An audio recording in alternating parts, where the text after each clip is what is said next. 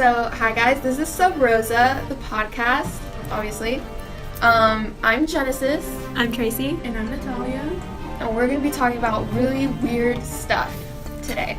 So, if you don't know what Sub Rosa means, it's the Latin translation of under the rose, and the definition is just like hidden secrets, just like mysterious type stuff. So, that's the overall gist of it. So, right now, our topic is serial killers. So, I'm ready. And what are serial this killers? is going to be intense. Okay, so a serial killer is a person who knowingly commits a series of murders, often with no obvious motive, and they typically have an MO, which is kind of just like a pattern or a certain behavior that they repeat. So one of the things that I wanted to talk about is the McDonald triangle. So obviously, it's a triangle, and it has 3 points. Obviously, I don't know why I said that. And the 3 factors or points or whatever are bedwetting, arson, and animal killing. And Define arson. I don't know what that means. arson Fires. is like they like to start fires, like they're It's like pyromaniacs. deliberate fires. Like arsenic? No, that's a chemical. That's a Chemicals can cause fires. No, but like arson is like the act of. I'm so sorry. How embarrassing. Never I mind. hate when something's really funny. I go. No, it seems more natural. Okay. So basically, the McDonald triangle like theory is that if you have a combination of 2 or all 3, basically means you're going to be a serial killer in your life in the future. Is it always guaranteed, though, that if you fit into one of these categories, That you're gonna turn out to be a serial killer. That's the thing, though. It was proven wrong. It's very rare that, a serial killer actually used to kill animals, or that they actually fit in the McDonald. And there's actually, like, some kids fit into it. They have all 3, and they never come out to be serial killers.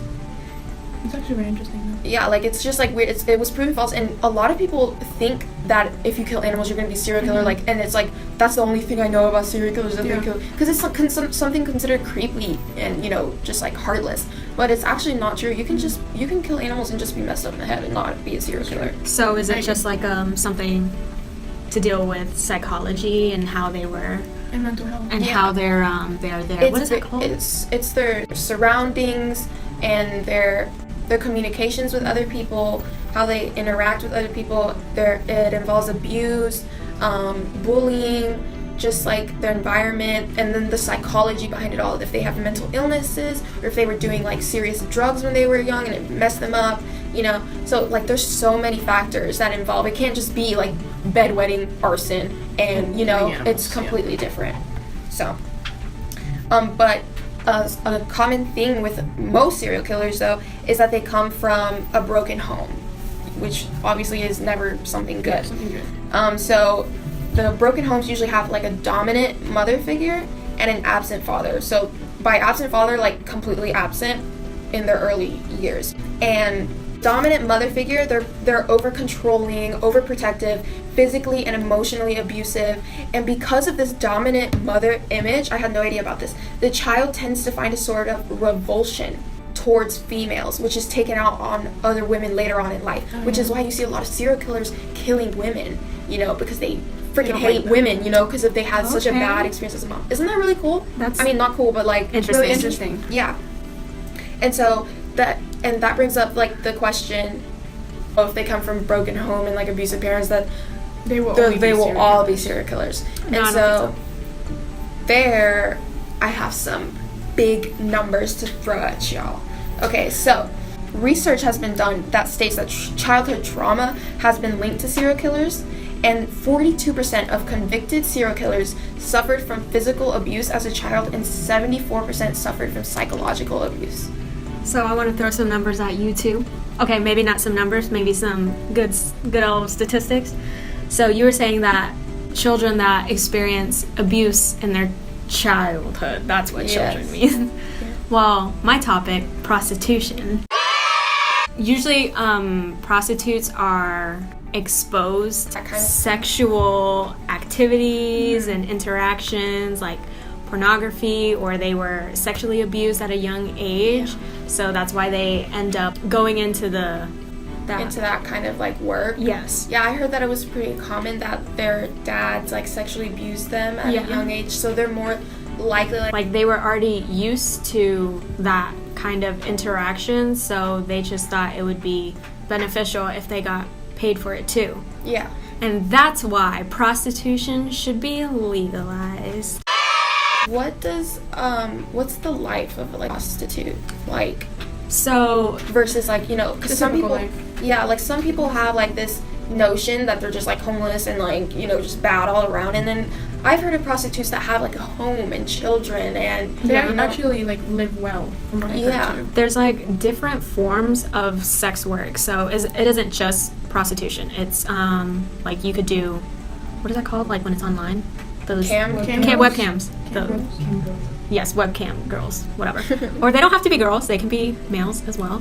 Mm-hmm. Yeah, so there's like different types you can go into, and they all get paid well. So it wouldn't be a surprise if they live well. Like they have a nice home, if they have a family themselves. Because, you know, when you're a prostitute, you could get pregnant. Yeah. So how come they all don't do well? What do you mean? Like, you know, we said like sex work pays well. Mm-hmm. How Some come don't do well. Some are homeless. Some. To answer your question, some prostitutes don't do as well as others because some have mental illnesses, some don't manage their money well, and they spend the money that they earn on drugs. They also are exploited by law enforcement. What do you mean by exploited by law enforcement? Like, what do they have to do? Well, they kind of perform free sex work. Prostitution isn't legal in the United States, so by performing for free, they can get the law enforcement to turn the other way. Oh, my good news? And they're also exploited by pimps that they have to pay back because they're stuck in sex rooms. So is it true that some prostitutes live with their pimps? Yes. Okay. Because I've heard about that. Yeah. The girls do it. They'll go back to their pimp, even if they're let out. You know, they could have a chance to run away and go to the cops, but they don't because they're manipulated by these pimps. Yeah. These pimps are really, really smart when it comes to that kind of stuff. When prostitutes are freed from their pimps after like being under their power, I guess, for a long time, like they're kind of hesitant to go to police officers because they can't really do anything about it because prostitution isn't legal, so they would be Yeah. tried They would for it probably be too. arrested. Yeah. That kind That of makes sucks. more sense. People don't Well, care they about don't really prostitutes. care. Because Yeah. they just think it's a bad thing, but like if prostitution was legalized, then there would be a lot of benefits because, you know, you Yeah. make a lot of money off of prostitution. So that's why people think prostitution is unethical because of like it has to deal with sex. Like, people think it's like a sin. Like, there's Yes. religious people, and then Yeah, there's like people who are like, yes. oh, you don't respect yourself because you have a lot of sex. Yeah. You know? Which is insane to me. So back in the day in like Great Britain, England, prostitution was only illegal if the practice caused like a public disturbance. So basically prostitution was legal.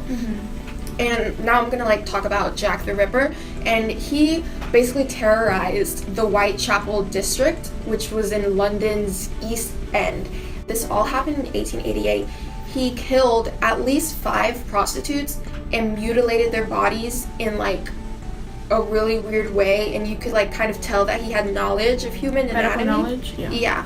And he's like never been, you know, captured. And the thing is, most people wouldn't care. Like at the time, like the death or murder of a working girl, you know, was rarely reported like in the press or discussed within like society and stuff like that. So I read about this violent crime that happened to like an English prostitute. Her name was Emma Smith, and she was beaten and raped with an object by 4 men.